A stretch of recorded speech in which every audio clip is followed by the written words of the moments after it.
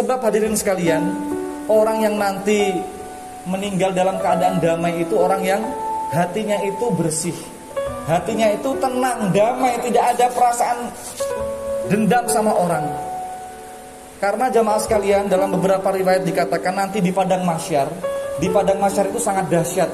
Matahari sejengkal, itu orang berpuluh-puluh miliar dari zaman Nabi Adam sampai kita itu antri di padang mahsyar. Saking panasnya itu keringat kita sampai tenggelam kita dengan keringat tadi. Ada beberapa orang bilang, ya Allah, saya tidak mampu di padang mahsyar, biar saja saya di neraka. Mereka tidak tahu di neraka lebih siksa. Namun jemaah sekalian, di padang mahsyar itu ada kelompok orang yang dapat naungan Allah, dapat pertolongan Allah. Allah berfirman, wahai hamba-hambaku, siapa di antara kalian yang di dalam hatinya tidak punya benci sama orang, yang di dalam hatinya penuh cinta, penuh kasih, tidak ada itu rasa iri sama orang, tidak ada rasa dendam sama orang, tidak pernah memutus tali silaturahmi dengan orang. Orang yang hatinya dipenuhi dengan cinta itu semuanya berdiri mendapatkan naungan dari Allah. Jadi hadirin sekalian, yang beruntung kita. Kalau kita menyimpan dendam atau menyimpan sakit hati sama orang, maka kita sendiri yang rugi. Semua orang sudah masuk surga, kita semua yang paling terakhir. Maka hadirin sekalian, dengan kita membaca sholawat, mari kita teladani akhlak Nabi Muhammad sallallahu alaihi wasallam. Hadirin jamaah Masjid Nurul Jihad yang sangat saya muliakan, beberapa hari lagi kita akan memasuki tahun baru Hijriah 1 Muharram 1445. Insya Allah hari Rabu malam itu sudah masuk 1 Muharram. Oleh karena itu saya akan menyampaikan sedikit kajian mengenai bulan Muharram. Bulan Muharram ini mari kita jadikan bulan hijrah keimanan kita. Hadirin sekalian yang sangat saya muliakan, bulan Muharram itu harus kita jadikan bulan perubahan yang besar. Perubahan yang besar, kita rubah iman kita yang semulanya rapuh, kita rubah menjadi iman yang kokoh. Tidak hanya kokoh, tapi membangkitkan semangat dalam hidup ini untuk menghadapi apapun tantangan hidup yang tidak pernah selesai. Jadi kita harus punya iman yang kokoh. Kemudian jemaah sekalian, kita tahu sejarahnya bulan Hijriah itu. Rasulullah Shallallahu Alaihi Wasallam bersama Abu Bakar ketika hijrah dari Mekah ke Madinah, mereka berdua harus bersembunyi dulu di gua. Yang pernah naik haji pernah lihat itu, namanya Gua Sur. Mereka berdua bersembunyi untuk menyelamatkan diri dari kejaran orang-orang kafir yang berusaha menghabisi Nabi Muhammad, ingin membunuh Nabi Muhammad dan Abu Bakar tadi. Ketika orang-orang yang mengejar itu sudah sampai di depan gua, jamaah sekalian, pernah kita dengar di depan gua itu ada sarang laba-laba. Jadi bayangan kaki itu pasukan orang-orang yang ingin membunuh Nabi sudah kelihatan. Ini luar biasa kesetiaan sahabat Nabi namanya Abu Bakar As-Siddiq.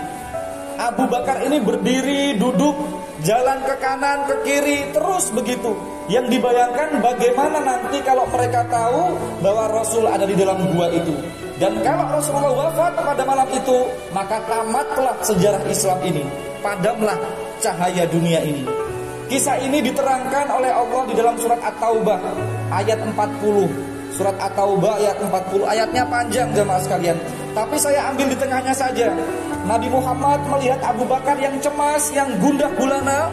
Nabi Muhammad mengatakan, wahai Abu Bakar, la tahzan, innallaha ma'ana.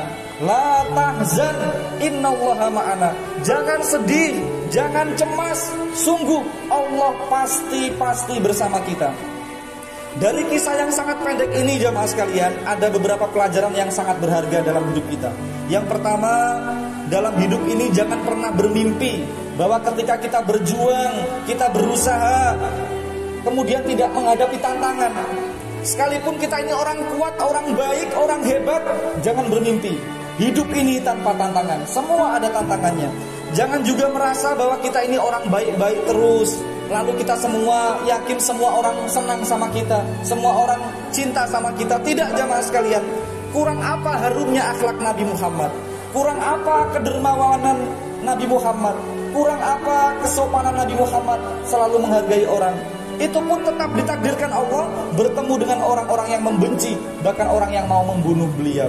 Oleh karena itu jamaah Masjidul Jihad yang sangat mulia, ketika bapak-bapak dicaci orang, difitnah orang, diancam orang, dilecehkan, tenang saja. Jangan kaget, anggap dan yakini itu semua itu bagian dari sunnatullah. Apa itu sunnatullah? Sunnatullah itu sebuah kepastian di dalam hidup kita. Apalagi pada masyarakat yang majemuk seperti di Kabupaten Kepulauan Talaut ini. Wataknya berbeda, latar belakang keluarganya tidak sama, pendidikannya berbeda, apalagi menyangkut kepentingan. Kepentingannya juga berbeda-beda, itu yang pertama. Jadi hadirin sekalian, kita jangan kaget kalau ada orang di kanan kiri kita yang mencaci kita, yang menjelek-jelekan kita. Apalagi di sekitar kita itu ada orang yang hobinya memang suka mencaci orang, suka menghina orang. Memang tidak enak kalau hidupnya itu tidak mencaci orang. Bisa sakit dia kalau tidak mencaci orang. Pelajaran yang kedua jamaah sekalian, setiap kali muncul perasaan sedih, cemas, gelisah menghadapi sebuah masalah, apakah soal perjuangan, apakah soal pekerjaan, soal keluarga, soal anak kita, soal bisnis atau apa saja, segera ingat pesan Nabi Muhammad kepada Abu Bakar. Ingat, bahkan bila perlu kita ucapkan setiap hari, la tahzan innallaha ma'ana. Istri kita sedih, kita sampaikan, "Ma, la tahzan innallaha ma'ana." La tahzan, jangan sedih dalam hidup. Allah akan selalu menolong kita. Apalagi kalau orang-orang yang baik, orang-orang yang ke masjid, banyak sujud, pasti Allah akan menolong kita semua jamaah sekalian. Jadi jangan merasa sendirian. La tahzan innallaha ma'ana. Bila perlu potong ayat yang pendek ini, kemudian dicetak yang besar, kemudian ditempel di dinding rumah, supaya di rumah itu tidak ada lagi orang yang cemas, orang yang gundah gulana, karena selalu membaca la tahzan innallaha ma'ana. Yang ketiga jamaah sekalian, karena Nabi Muhammad membaca dan meyakini itu, maka mereka berdua sampai di Madinah dengan tenang, sampai di Madinah dengan selamat. Ketika itu Allah mengajarkan doa kepada dua orang ini, kepada Nabi Muhammad. Doa ketika masuk di kota Madinah, nanti bisa dicek di surat Al-Isra ayat 80. Bismillahirrahmanirrahim. Wa qur rabbi adkhilni mudkhala sidqi wa akhrijni mukhraja sidqi waj'alni ma ladunka sultanan nasira. Wahai Muhammad, ucapkanlah ini, Rabbi adkhilni mudkhala sidqin. Masukkan aku ke Madinah ini dengan cara yang selamat. Wa akhrijni mukhraja sidqin. Keluarkan aku dari Madinah dengan cara yang selamat. Waj'alni miladunka sultanan nasira. Dan berikan aku ini kekuatan yang bisa menolong aku. Ternyata betul jamaah sekalian, Nabi Muhammad masuk Madinah selamat, keluar dari Madinah untuk merebut kembali Mekah juga selamat. Maka mari kita membaca doa itu. Ketika masuk rumah, baca. Masuk tempat kerja, kita baca. Masuk selamat, keluar selamat. Baca itu, insya Allah kita juga masuk kubur selamat, bisa dibangkitkan oleh Allah dari kubur dengan selamat. Wa qur rabbi adkhilni mudkhala sidqi wa akhrijni mukhraja sidqin. Yang terakhir jamaah sekalian, perintah hijrah itu juga perintah fisik. Perintah non fisik juga bisa, bahkan perintah mental. Maka kita diberikan pelajaran, jelajahilah bumi ini. Disuruh merantau, jelajahilah bumi ini, sebab bumi Allah itu luas. Jangan sekali-kali berpikir bahwa sumber rezeki, sumber kebahagiaan itu di kampung sendiri. Jangan berpikir bahwa dunia itu hanya selebar daun kelor. Maka perhatikan firman Allah di dalam surat Al-Ankabut ayat 56. Ya ibadiyalladzina amanu inna ardi wasi'atun fa iyaya fa'budun. Wahai hamba-hambaku yang beriman, sungguh bumiku itu luas. Bumiku itu luas. Hijrahlah, hijrahlah, hijrahlah.